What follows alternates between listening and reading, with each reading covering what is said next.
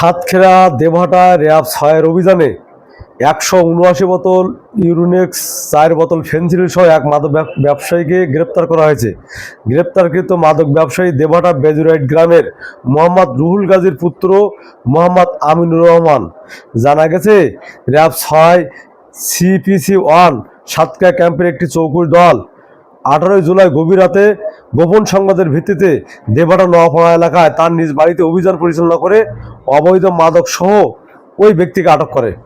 RAB ৬ company commander অতিরিক্ত police super জায়ন Uddin Mohammad Riyad জানান, আসামিকে থানায় হস্তান্তরপূর্বক তার বিরুদ্ধে মামলা হয়েছে। অবৈধ অস্ত্র, মাদক ও সন্ত্রাসের বিরুদ্ধে র্যাবের অভিযান অব্যাহত আছেন।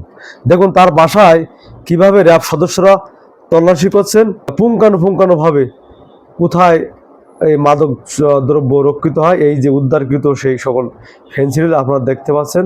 মাদক ব্যবসায়ী আমিনুর রহমানের অবস্থা দেখুন।